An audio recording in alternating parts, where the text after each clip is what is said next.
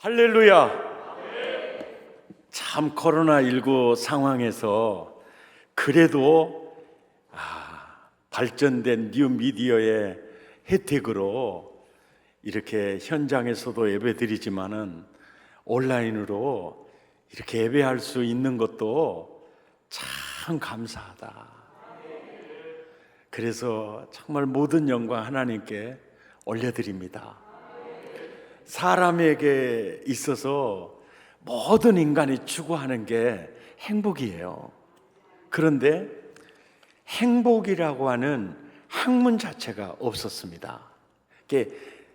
대부분의 사람들이 추구한 것이 행복인데도 행복에 대한 연구가 거의 없었어요. 한국에서는 서울대 최인철 심리학 교수, 그 교수가 행복연구센터를 설립하고 이렇게 활동을 하면서 그분을 행복심리학 교수라고 얘기를 합니다. 근데 아마 이분이 이렇게 하는 거 비슷하게나 아니면 더 먼저 미국에서 이 운동을 일으켰던 분이 바로 탈벤 샤르라고 하는 이 교수님이에요. 하버드대 교수님이신데 이분은 행복에 대해서 2002년도에 행복학 강의 개설을 했을 때 8명이 참석을 했어요. 그리고 그 이듬해부터 가장 많이 수강생이 될 때는 855명까지 됐습니다. 이분의 그 강의가 한 권의 책으로 모아지는 게 해피어라는 이 책이에요. 이 책 안에 보면 행복할 수 있는 6가지 계명도 있고 그러거든요. 그런데 저 책을 보고 딱 느낀 점이 뭐냐면은 행복의 원리 딱 한마디라면은 사람다워라입니다. 사람다워라. 사람다운 사람만이 행복할 수 있다. 이게 항상 감사를 표현해라, 섬기며 봉사하면서 살아라, 다양한 원리들이 굉장히 많이 있습니다. 내면의 부정적인 정서들을 털털 털어버리고 많은 이 얘기들이 있는데 사실은 행복하기를 원하십니까? 사람다워지십시오입니다. 그래서 제가 이분의 책을 참 귀한 책이다라고 생각을 하는 거예요.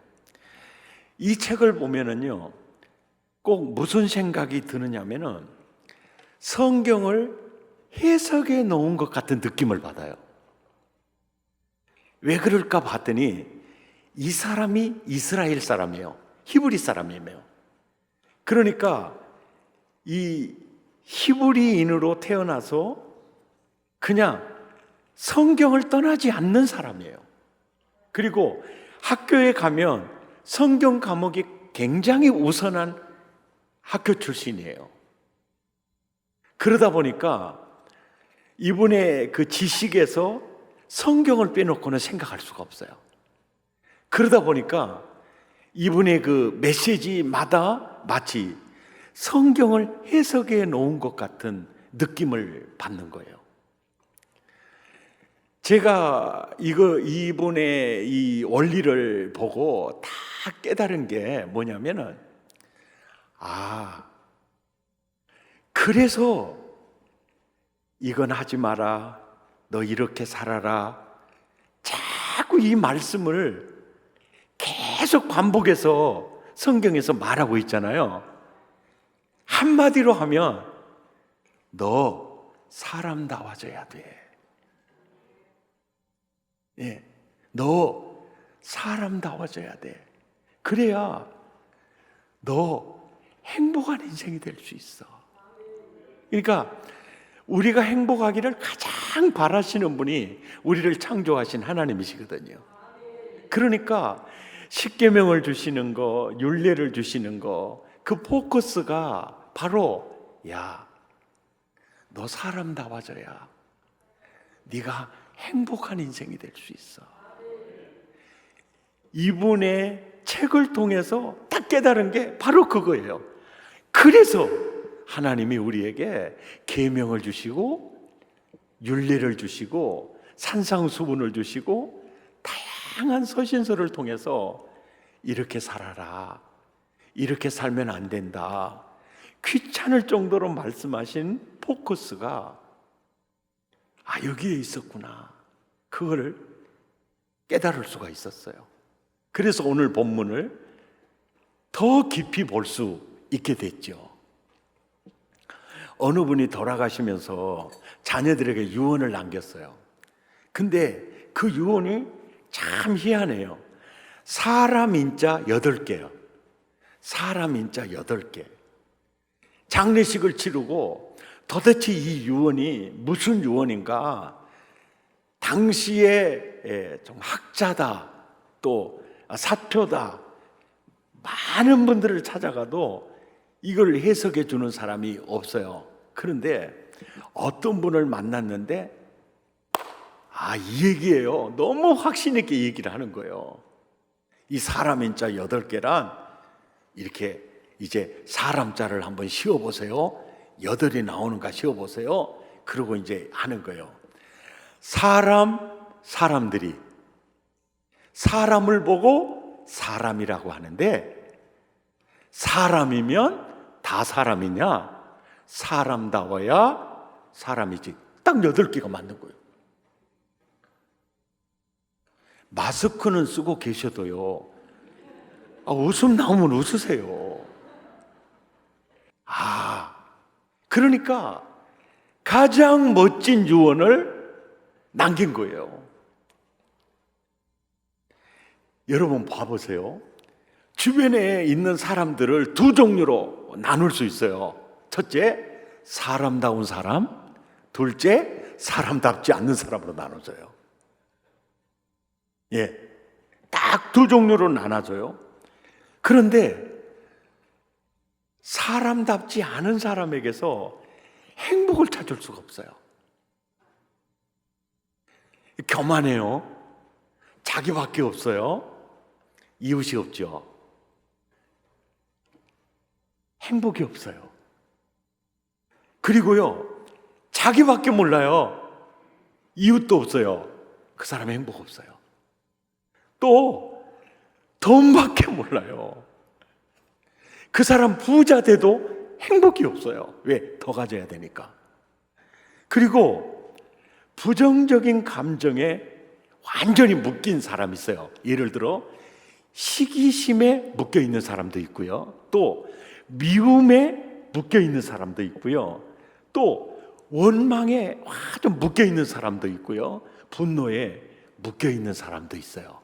또 열등감에 사로잡혀 있는 사람도 있어요.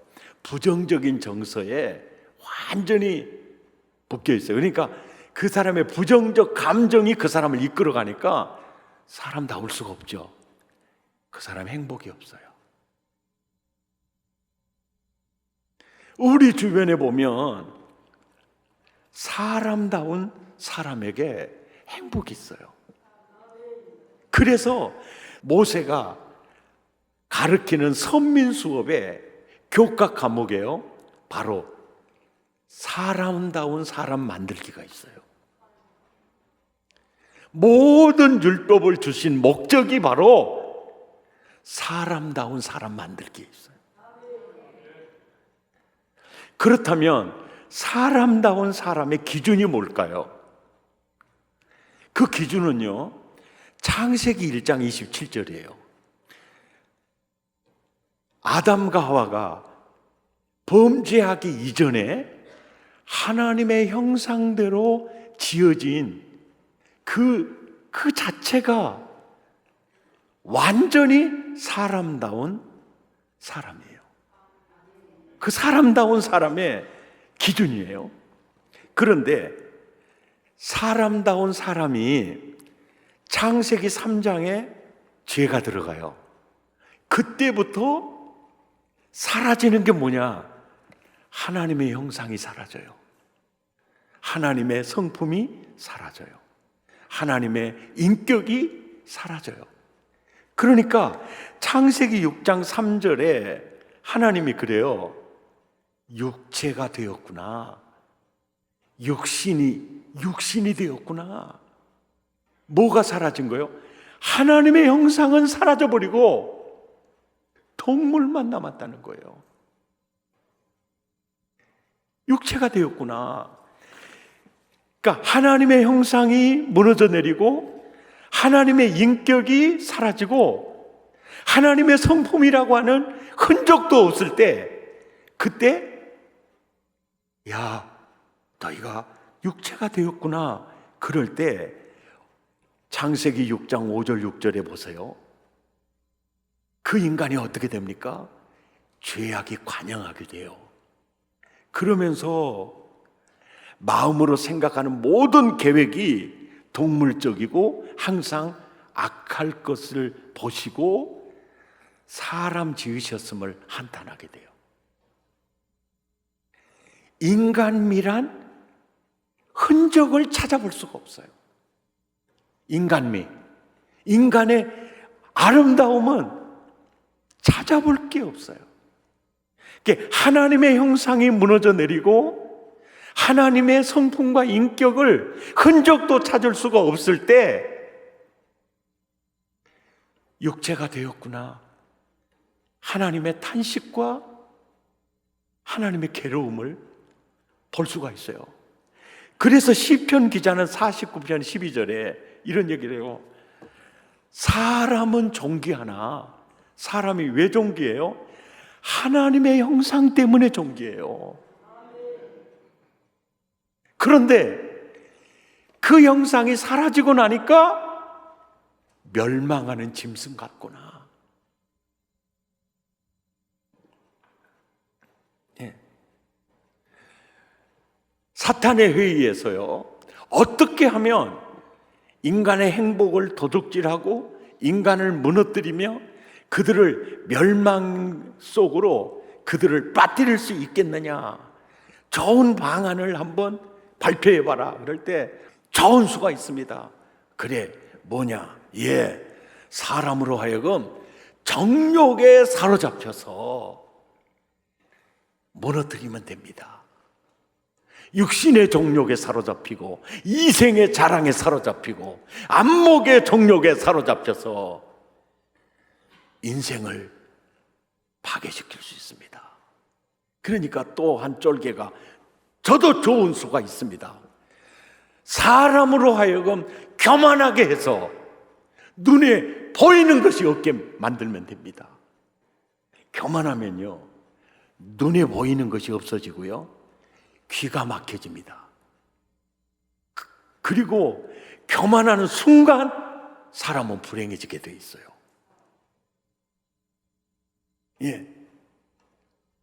그랬더니 또 한 쫄개가, 주인님, 저도 좋은 수가 있습니다.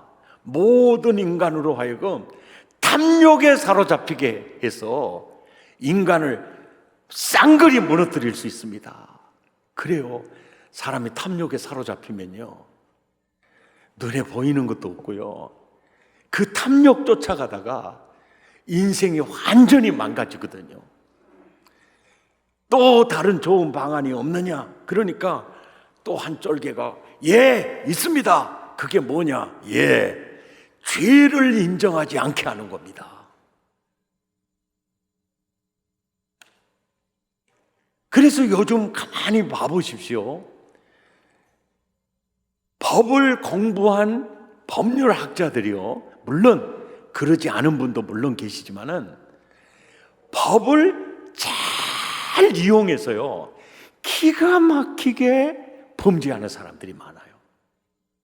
그리고 사회 정의를 말하고 민주화를 말하면서 막 비판하고 막 옳은 소리 했던 사람들이요, 자기의 죄가 확 드러나잖아요. 그러면 나는 죄인이 아니고 사회 제도가 잘못돼서 그래. 그런 증후군들이 많이 나타나잖아요. 봐보세요. 사실 이 얘기는요, 다 다른 사람 얘기가 아닌 걸 느낄 수 있어요. 정욕에 사로잡힌 사람, 교만에 사로잡힌 사람, 탐욕에 사로잡힌 사람, 죄를 인정하지 않은 사람. 나는 어떤가 돌아볼 필요가 있어요. 나도 모르는 사이에 지금 내가 이 속에서 하나님의 형상이 무너져 내리는 것은 아닌가. 그래서 행복 지수가 땅에 떨어진 것은 아닌가. 이런 상황과 이런 처지에 있는 우리에게 모세가 꼭 전하고 싶은 게 계명이었고 율법이었고요. 그러면서 그 율법을 전하면서 오늘 본문에 그렇게 얘기하는 거예요. 내가 전하는 명령과 규례를 지켜야 한다. 이렇게 말하는 원리가 뭐냐면은, 야, 사람다워져야 한다. 하나님의 형상을 회복해야 한다. 하나님의 인격을 회복해야 한다. 인간미를 회복해야 한다. 그래야 되니까 내가 지금 이렇게 설교하고 있는 거야. 아멘입니까? 예. 구원은요, 칭의 플러스 성화예요. 그래서 칭의, 과거죠. 구원받았고, 칭의 받았고, 또 현재적 개념, 구원받고 있고, 미래적 개념, 받을 것이고. 그러니까 바울 신학의 핵심이 뭐냐면, 나는 이미 이루었담도 아니고 예수께 잡힌 바 된 그걸 잡으려고 나는 두렵고 떨림으로 달려간다. 이게 우리 구원받은 사람들에게 아주 아름다운 자세이거든요. 그런데 자꾸 성경을 읽으면요, 율법은 하라, 하지 말라는 메시지가 굉장히 많잖아요. 예? 많죠? 그래서 그 말씀을 강력하게 전하면서 이럴 때 우리는 약간 이 말씀을 오해할 수가 있어요.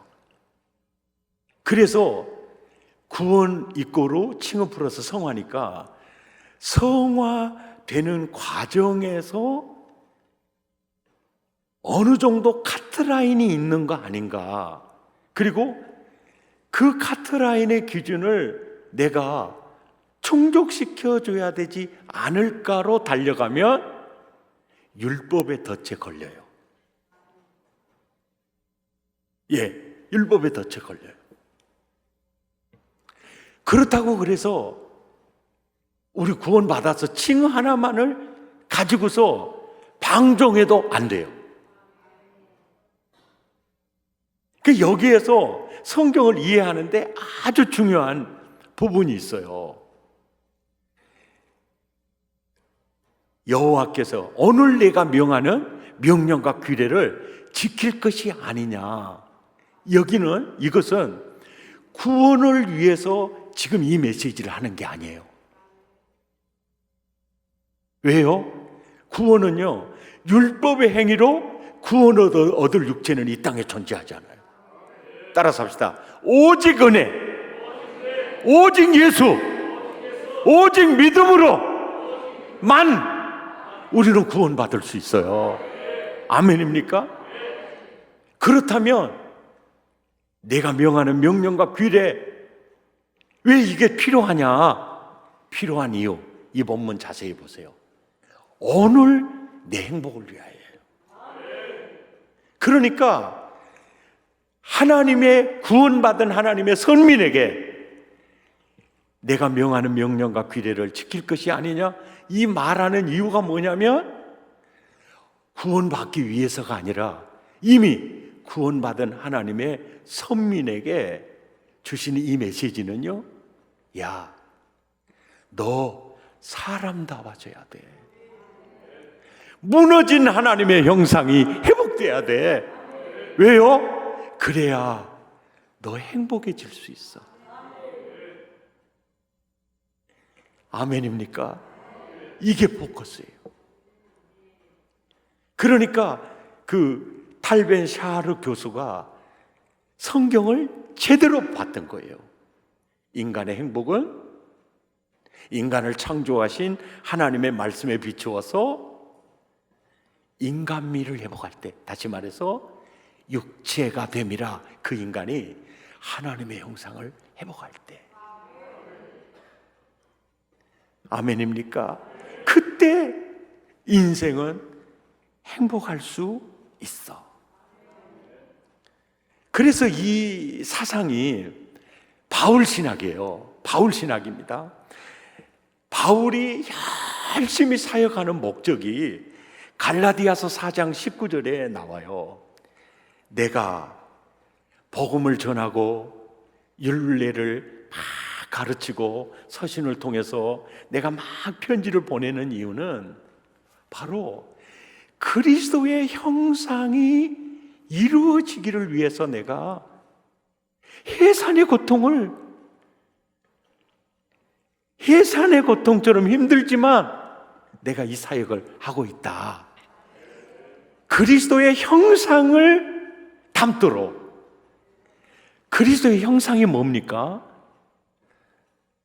사람다운 사람의 기준은요, 범죄하기 전에 아담과 하와이고요, 범죄한 이후에 사람다운 사람의 모델은요, 하나님의 형상이 육신을 입고 이 땅에 오셔서 사셨던 예수 그리스도거든요. 사람다운 사람의 기준은 범죄하기 전에 아담과 하와이고, 범죄한 이후에는 그리스도의 형상이거든요. 그리스도의 형상을 닮아야 된다. 이 말은 뭐냐면 잃어버린 하나님의 형상이 회복되어야 한다. 하나님의 인격이 회복되어야 된다. 왜요? 구원받기 위해서가 아니라 구원받은 우리들이 하나님 그리스도의 형상이 이루어질 때, 하나님의 형상이 회복이 될 때, 바로 그것이 하나님 나라 모델하우스가 되거든요. 아멘입니까? 그래서 에베소서 4장 13절에도 보면 온전한 사람을 이루어, 온전한 사람이 바로 뭡니까? 범죄하기 전에 아담과 하와예요. 하나님의 형상을 그대로, 하나님의 형상대로 지어진 그 아도 폰테스예요. 예, 그게 온전한 사람이에요. 범죄함으로 무너졌을 때 온전한 사람이 바로 그리스도의 장성한 분량이에요. 그러니까 바울 사도가 서신을 보내면서 이렇게 살아야 됩니다, 이렇게 살면 안 됩니다, 말씀하는 포커스가 사람다운 사람이 되어야 합니다. 인간미가 있는 그리스도의 형상이 되어야 합니다. 하나님의 잃어버린 형상을 회복해야 합니다. 왜요? 그럴 때 우리가 행복할 수 있습니다. 아멘입니까? 여러분, 모든 소설, 모든 드라마, 모든 영화에는요, 선한 사람이 있고 악한 사람이 있고요, 악역을 맡은 사람이 있고 주연이 있어요. 주연과 악역 있어요. 그런데 가만히 봐보세요. 모든 영화, 모든 소설, 모든 드라마 보면 악역을 맡은 사람은요, 인간미도 없고 꼭 마귀 형상을 닮아 있어요. 그렇게 잔인할 수밖에 없고, 자기밖에 모르고 악역을 맡은 모든 배역들은요, 딱 마귀 동생이라고 보면 돼요. 주연을 맡은 사람 보면은요, 딱 예수님의 형상을 담고 있어요. 그래서 그 영화, 그 소설, 그 드라마를 보면서 독자들이 감동을 받아요. 그것이 바로 그리스도의 형상입니다. 하나님의 형상이에요. 한 꼬마가 엄마와 함께 레스토랑으로 갔어요. 그런데 밖에 서성이는 노숙자가 있었습니다. 엄마, 저 밖에 서성이는 아저씨 누구야? 노숙자란다. 엄마, 노숙자가 뭐야? 노숙자란 집이 없고 먹을 음식이 없고 집이 없으니까 공원에서 잠을 자거나 역 대합실에서 잠을 자거나 그래. 먹을 음식이 없으니까 이렇게 구걸해서 먹고 사는 사람을 노숙자라고 한단다. 엄마, 먹을 게 없으니까 우리를 보고 있나 봐. 엄마, 저 아저씨 우리와 같이 식사하면 안 될까? 그럴 때 엄마가 야 임마 안 돼. 냄새가 너무 많이 나. 같이 앉아서 있으면 너도 음식 못 먹을 거야. 딴 데 눈 팔지 말고 먹어. 여러분 같으면 그러시겠어요? 어떻게 하겠어요? 그러자 그러겠어요? 안 돼 그러겠어요?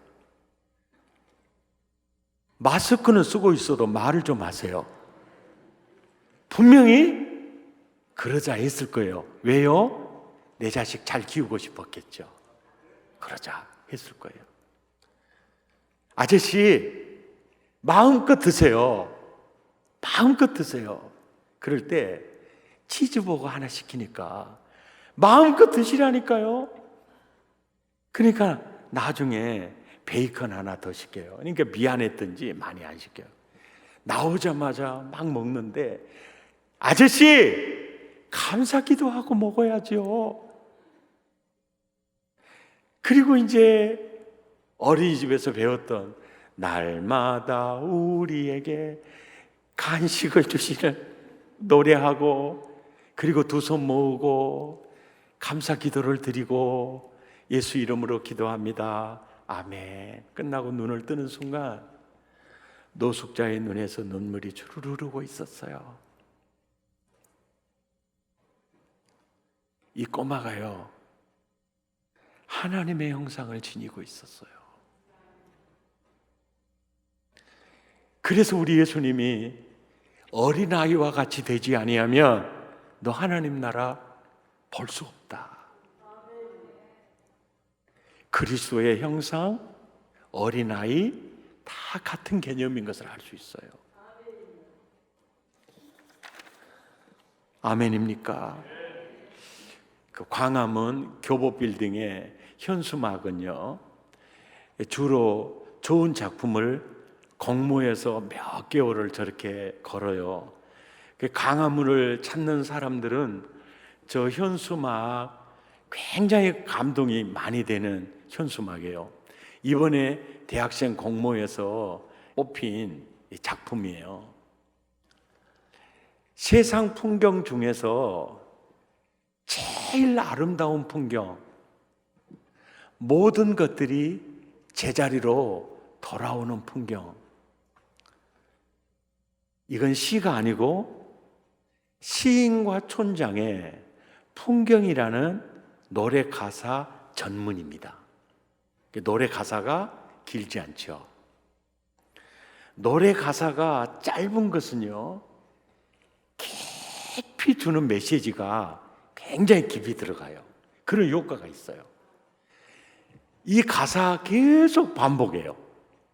세상 풍경 중에서 제일 아름다운 풍경, 모든 것들이 제자리로 돌아가는 풍경, 빰빰빰 하다가 세상 풍경 중에서 제일 아름다운 풍경, 모든 것들이 제자리로 돌아가는 풍경, 또 나오다가 세상 풍경 중에서 제일 아름다운 풍경, 모든 것들이 제자리로 돌아오는 풍경, 계속 반복하면서 이게 나와요.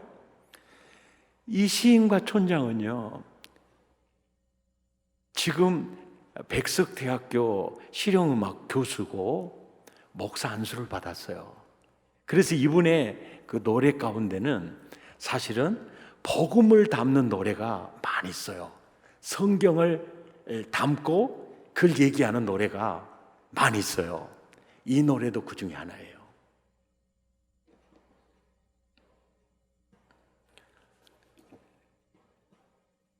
세상에요, 작품 중에서요, 가장 아름다운 풍경과 작품이 있다면 사람입니다. 금수강산이 사람을 따라갈 수가 없어요. 사람이요, 그렇게 아름답습니다. 그런데 그 사람보다 더 아름다운 건 뭐냐면요, 잃었던 아들이나 잃었던 딸아이가, 미아가요, 엄마 품에 안기는 장면보다 아름다운 풍경이 없어요. 한 걸음 더 나아가 탕자가 아버지 품에 돌아오는 풍경처럼 아름다운 풍경이 없어요. 바로 이 말은 하나님의 창조 질서가 회복되는 것, 하나님과의 관계가 회복되는 것, 잃어버린 하나님의 형상이 회복되는 것, 그때가 아름다운 풍경이에요. 그때가 인간미가 있게 돼요. 그래서 주님이 하는 말씀 또 하고 하는 말씀 또 하고 우리에게 계명과 율례와 서신을 통해서 말씀하신 이유는 바로 잃어버린 하나님의 형상을 회복시켰어요. 가장 인간의 아름다움을 드러내게 하는 거예요. 내가 그리스도의 형상이 되잖아요. 그러면 완전히 행복의 극치가 돼요. 하나님을 사랑하고 이웃을 내 몸처럼 사랑하는 대계명에 스데반이라는 인물은 완전히 사로잡혀 있죠. 그리고 복음을 전할 때 돌을 들어 그 스데반을 쳐 죽이는 그들을 향해서 예수님이 십자가에 못 박는 그들을 위해 했던 그 기도를 스데반이 하고 있죠. 스데반이 누구의 형상을 담고 있죠? 예수님이에요. 인간미가 있죠. 그럴 때 그의 행복이, 그의 얼굴은 천사의 얼굴 같았다.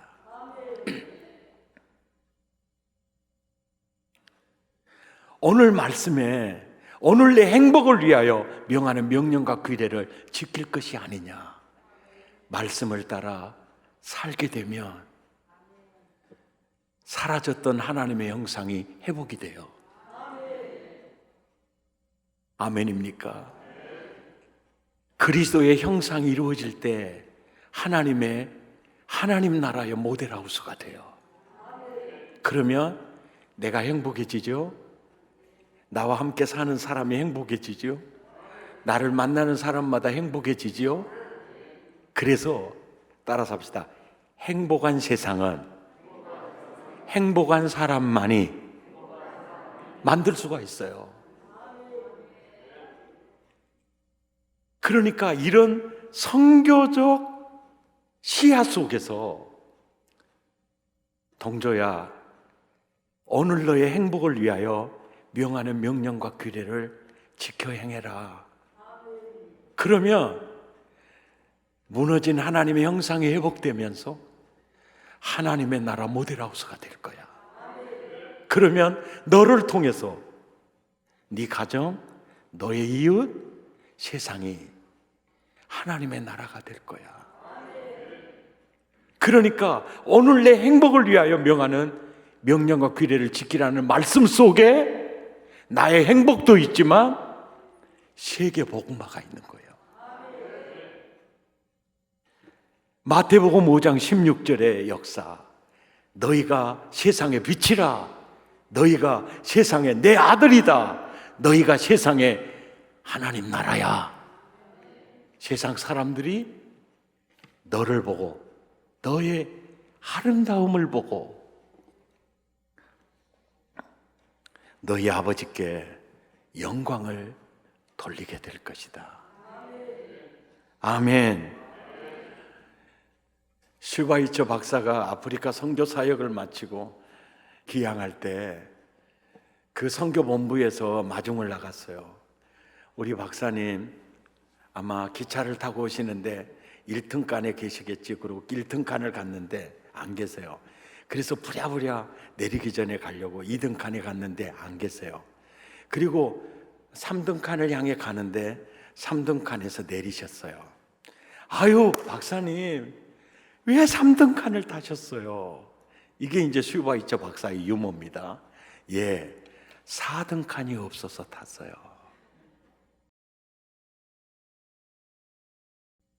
자기는 불편하고 힘들어도 자기 일생을 이웃을 위해서 헌신하신 멋진 분이잖아요.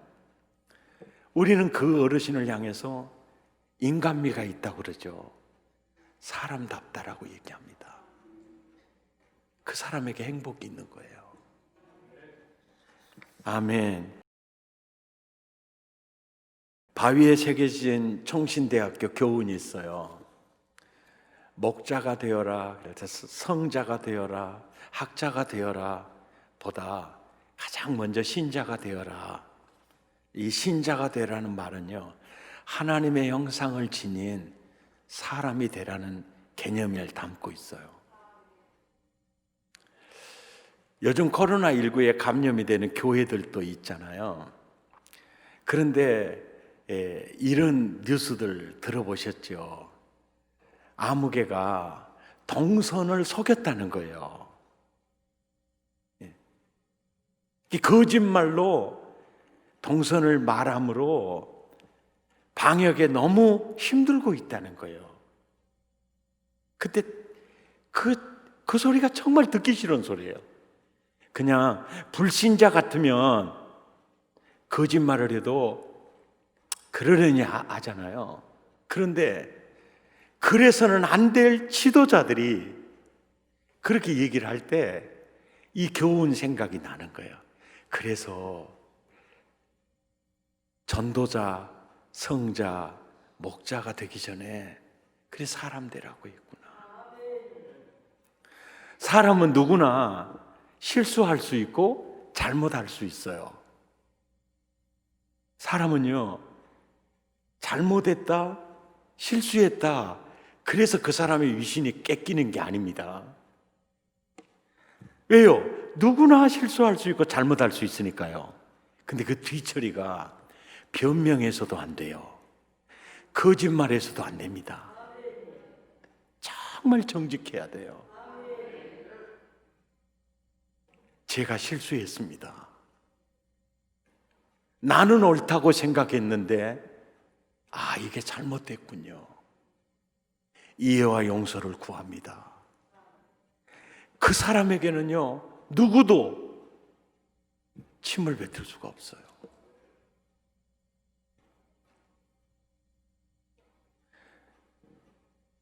오늘날 예수 믿는 사람으로서 이 말씀이 더 절절히 가슴에 와 닿는 거예요. 사람다워라. 사람다워야 한다. 하나님의 형상을 닮은 인간은 인간미가 있어야 한다. 이것이 바로 우리의 사명이에요. 바울은 나의 자랑은 첫째 예수 그리스도다. 그리고 둘째는 육체의 가시, 이게 내 자랑감이다. 그리고 셋째는 고린도전서 15장 31절에 이런 말씀을 해요. 나의 자랑은 내가 그리스도와 함께 십자가에 못 박혀 죽었는데 죽은 내가 자꾸 부활하더라. 그래서 나는 날마다 죽는다. 이것이 바로 바울 사도의 영성 훈련이에요. 내가 그리스도와 함께 십자가에 죽었는데 죽은 내가 날마다 부활하더라. 그래서 나는 날마다 죽는다. 고린도 후서에 가서는요, 한 걸음 더 나가 날마다가 아니라 항상 예수 죽음을 내가 짊어지고 산다. 자기 자신을 숨을 쉬지 못할 정도로 나는 내 자신을 예수 죽음을 짊어지고 산다. 그러니까 바울의 모습에서 그리스도의 형상이 나타나는 거예요. 그래서 그의 마음 내면이 평강이 있고 놀라운 기쁨이 있는 거예요. 벤자민 플랭클린에게 하루는 선생님은 매일매일 하시는 일이 뭐예요? 나 매일매일 하는 일이 내 자신과 싸우는 일이야. 그럴 때 제자들이 이겨요 져요? 이겨요 져요? 물어보니까 잠깐 동안 이겨. 그런데 내가 또 덤벼. 그러면 또 싸워. 그래서 내가 매일매일 하는 일은 내 자신과 싸우는 일이야. 잠깐 동안 이겨. 그런데 또 덤벼. 여러분은 어떠세요? 이게 꼭 내 얘기하고 똑같아요. 내가 살면 내 안에 계신 주님이 죽어요. 주사가 돼버려요. 근데 아사가 되면 주생이 돼요. 주생이 될 때 진짜 인간의 아름다운 미를 지닌 하나님의 형상이 돼요. 성경은 이렇게 얘기해요. 모세가 이렇게 얘기합니다. 여기에 인간의 행복이 있기 때문에 내가 힘쓰고 애써서 명령과 규례를 말하고 있는 거다. 말씀을 생각하면서 우리 결단송 하겠습니다. 신자 되기 원합니다라는 찬송을 개사를 좀 했습니다.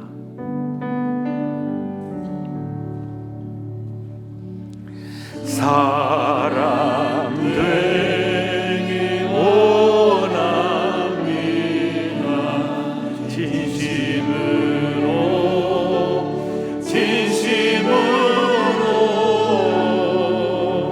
사람 되기 원합니다. 진심으로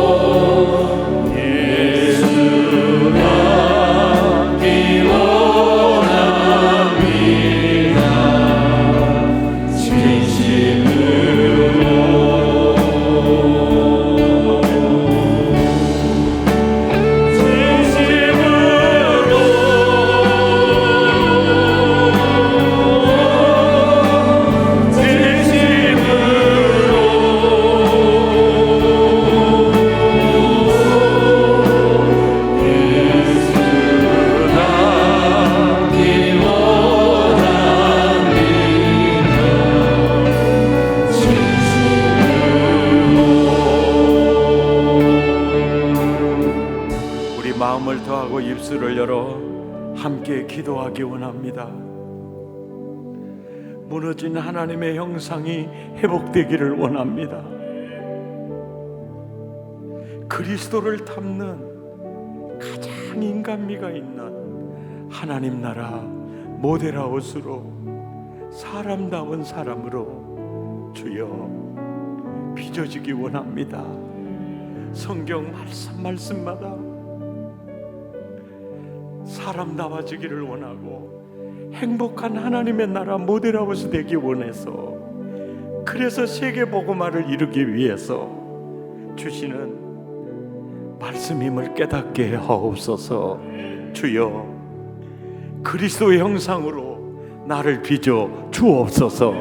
마음을 더하고 입술을 열어 함께 기도합니다. 주님, 인간미라고 흔적을 찾아볼 수 없게 하나님의 인격과 하나님의 성품과 하나님의 형상의 흔적도 찾아볼 수 없는 나를 버리지 아니하시고 그래도 희망을 가지시고 포기하지 않으시고 오늘도 내게 말씀해 주신 그 하나님의 은혜 앞에 감사와 영광을 올려드리며, 하나님, 세상에서 가장 아름다운, 제일 아름다운 풍경, 창조 질서가 회복이 되고 하나님의 영상이 회복이 되고 하나님과의 관계가 회복되기를 원합니다.